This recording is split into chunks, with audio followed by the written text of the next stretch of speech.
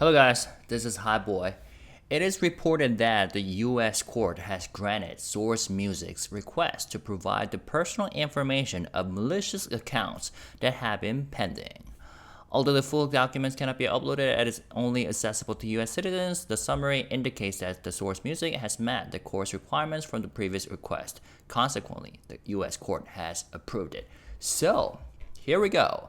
As you know, 르세라핌 has been dealing with some nasty stuff online. Specifically, there were two YouTube accounts that posted videos full of defamatory content against them. And these weren't just your average hate comments. We're talking about some serious accusations and potentially damaging claims. So the group's agency, Ssormusik, decided to take action. But since these YouTube accounts are based on a platform owned by Google, which is headquartered in California, the legal team had to file their request in a US court. They wanted Google to reveal the identities of the people behind these accounts so they could take further action in Korea. Now, here's where it gets interesting. A while back, a couple months ago, Ssormusik tried to get the same information, but their request was denied. Why? Because they framed it as part of a potential criminal investigation. So the judge at the time said, hey, this is something for the police to handle, not the courts, right? So what did Ssormusik do? They switched up their strategy. And this time, they framed the request as part of a civil lawsuit rather than a criminal one. And that change made all the difference. The court agreed that this was a reasonable request, especially since the case is already ongoing in Korea. The judge basically said, okay, I see where you're coming from now, and granted the application. So let's take a look at the actual contents. These are all like downloadable if you go to Paster. Interesting. Some of the older stuff are downloadable on this website as a PDF. But yeah, if you go to Paster, you can actually purchase the documents. But thankfully, some user uploaded screenshots on Twitter or X. And let's see. Here we go. Members of the... before that, what's the case number? Unknown case title 524MC80189. Date filed July 30th. Date terminated August 20th. Okay. Here we go. Members of the pop group 르세라핌 seek an ex parte order under blah blah blah to obtain documents from Google to use in a civil proceeding in Korea. The application is granted. Boom. Sakura, Chaewon, Yoonjin, Kazuha, and Eunchae are members of a Korean pop group called Sserafim. They're suing two people who posted allegedly defamatory videos on YouTube. Because the two YouTube accounts do not include the posters' true names, the Sserafim members seek discovery to find out who posted the videos. Google is headquartered in California. It owns and operates YouTube. The same applications previously saw the same information from Google for use in a potential criminal investigation in Korea. We talked about that, right? The court denied their application. And this was the case number, right? Right here. Yep. Legal standard. There are 3 statutory requirements for this court to authorize discovery under Section 1782. The target must reside in the district. The discovery must be for use in a proceeding in a foreign or international tribunal, and the application must be made by that tribunal or another interested person.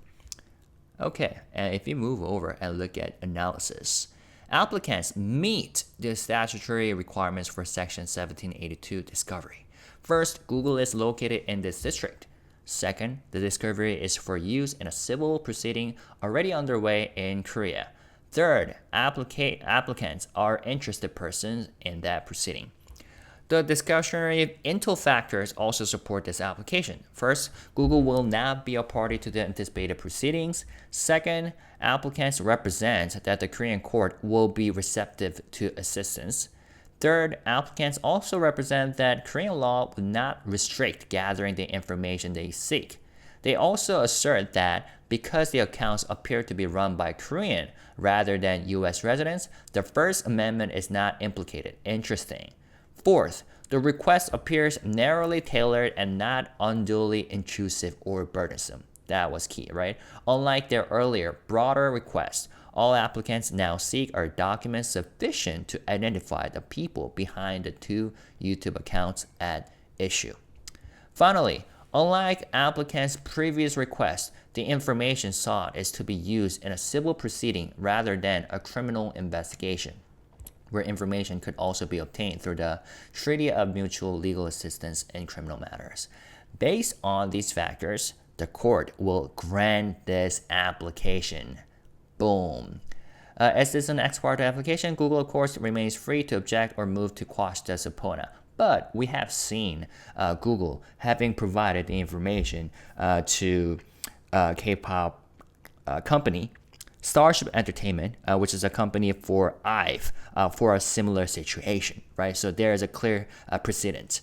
And what's the conclusion? The application is granted. Applicants may serve the proposed subpoena on Google.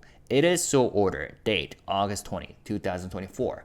So, what does it mean for Sserafim and for the fans? Well, now that the court has given the green light, 쏘스뮤직 can go ahead and subpoena Google for the information. Once they get the identities of these YouTubers, they're expected to file a civil lawsuit against them in Korea. And this is a big step in holding people accountable for spreading false information and defaming your favorite idols. So there you go. It's been a long road, but it looks like Sserafim is finally getting some justice. And this is a huge win, not just for them, but also for all artists who face similar challenges in this digital age. You know, it shows that even if it takes time, the truth can prevail, and there are ways to fight back against online defamation. I'll keep you, all updated as this case develops. But for now, let's send some love and support to Sserafim. They've been through a lot, and it's great to see things moving in the right direction, especially given that their comeback is happening in a week now. And before I sign off, I got a message to the haters and defamers out there. It's time to stop. Okay? The internet isn't a free pass to spread lies and hurt people without consequences. What you post online doesn't just disappear. It can have real life impacts on the people you're targeting. Sserafim, like all artists, are human beings with feelings, careers, and lives that are deeply affected by what gets said about them. And I think this case just shows that the law is catching up to those who think they can hide behind anonymous usernames and fake profiles. So if you're out there thinking you can get away with spreading false information or defaming someone, think again. The truth has a way of coming out, and when it does, there will be consequences. So let's create a community that uplifts and supports rather than tears down. And after all, the energy you put out there into the world is the energy you get back. Okay? So thanks for sticking with me through this breakdown. If you like this video, don't forget to give it a thumbs up and subscribe for more updates on all things K-pop, especially HYBE labels related. Okay? Until next time, stay awesome and keep supporting your artist. Peace and love. Bye-bye. Love you guys.